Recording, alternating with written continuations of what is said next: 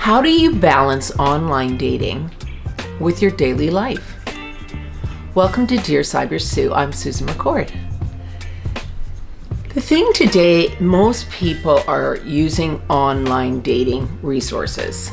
This is how they're meeting people for many reasons, due to maybe their age. There's not as many social hangouts after 40.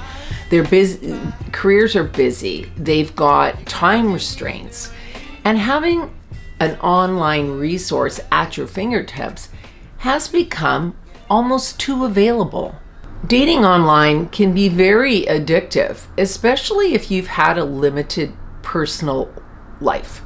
You're really busy in your job and you've got all sorts of responsibilities that you have to maintain. It can be pretty easy to sit down when you get home from work and start playing on the computer and scrolling through all the potential dates that may be online. But some people become so dependent on it that they take away other connections from happening in their life. They actually can become a little reclusive at times, and they stop seeing their friends as much.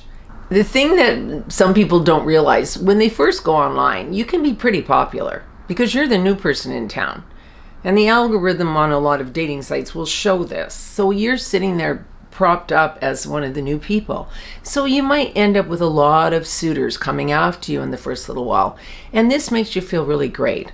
And then all of a sudden, they slow down. And this can do the opposite, where it makes you feel sad, like, oh, nobody's looking at me anymore, and you can become a little bummed out about it. This is why you don't want to be reliant on this particular form of dating, because it does do things like this to people, and they lose confidence in themselves because all of a sudden you'll be talking to somebody online and they just ghost you. They're no longer there anymore. You have to include other things in your daily life to keep you focused, to keep your confidence up, because online dating can do a job on you that way. So what we want to talk about today is how to implement online dating, but also maintain your connections with your daily life. The first one is setting boundaries. You need to allot a certain amount of time. Could be an hour a day. It could be a few hours every 3 or 4 days. Whatever works for you, stick to that guideline. Don't let it consume you. If you're finding that you're spending time talking to people and you're never meeting them, this is a red flag and something that needs to be stopped, because your energy is going to the wrong people here. Number 2, maintain your social connections. Your friends, your activities, your exercise, anything like that needs to be number 1. You want to always give energy to those things that will always be there for you. The dating is not the most important thing right now. You put time into it, but you don't let it take over your life. And this is what can happen with online dating. It can take over because it can be kind of exciting, especially if you are in the early stages of meeting a lot of people all at once.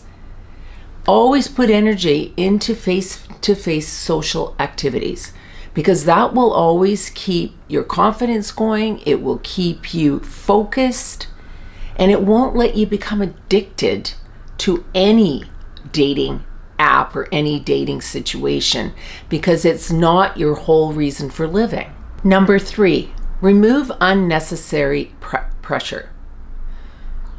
Sometimes you'll be on a site and somebody's been talking to you and you feel this, oh, I've got to get back to them. I don't want to be rude. I don't want them to think I'm not interested. You can tell them, I have a very busy schedule. I can talk to you later on today, or I can talk to you tomorrow. You don't have to feel obligated to talk to every single person as soon as they text you.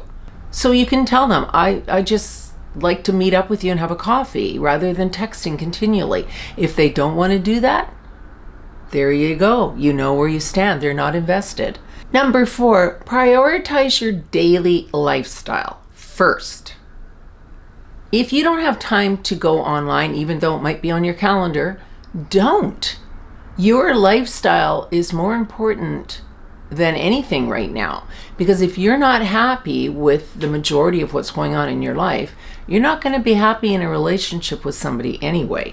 Never lose sight of your family, your friends, or your exercise routine.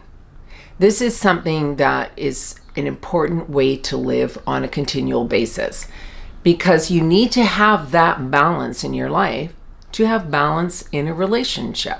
And number 5, choose quality over quantity.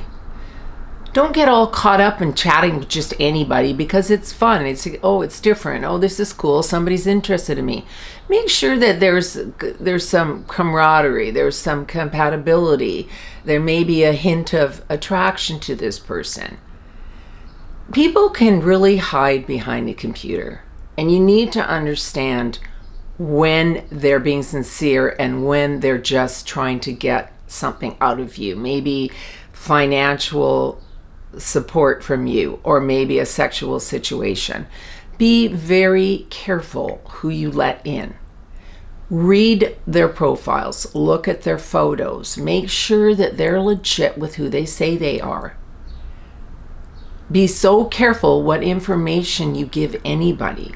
If you're becoming sad or depressed because you're spending so much time online and you're not meeting anybody of substance or anybody that you really can see yourself with, you need to get off of it. You need to take time away and put all your energy into the other part of your life that's wonderful. A good rule of thumb for online dating: if you're talking to somebody and you have a reciprocated conversation going and there's a lot of compatibility, meet them for coffee.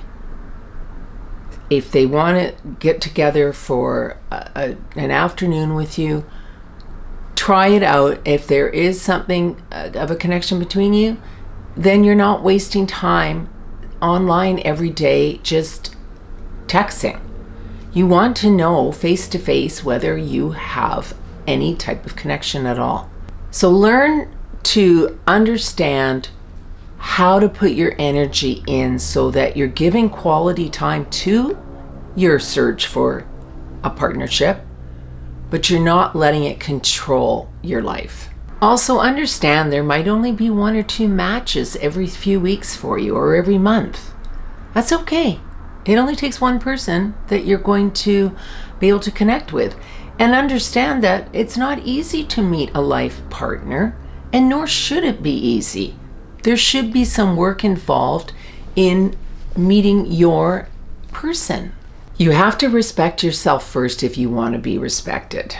Holding on to your personal boundaries while you're dating online is extremely important. That is the one thing I really want you to take away from this. Don't feel rejected from every single person who doesn't get back to you or somebody who doesn't match with you. Don't forget how to be personable. You can meet your potential partner off a dating site. You can meet them face to face if you put energy and time into being social. Don't forget that. A lot of people will say, well, where are you supposed to meet them? We don't go anywhere. You can meet them in a coffee shop. You can meet them sitting on a park bench, taking your dog for a walk, talking to the person who's got another dog. There's so many ways, but we are forgetting how to talk to each other. And that's why dating has become a problem. People are relying on their computers to help them meet their special person. You can do it yourself as well, but you just have to understand how to remain being social and how to stay open and communicative with people you meet. Thank you so much for tuning in today. Please click like on the video. Thank you to all my new subscribers.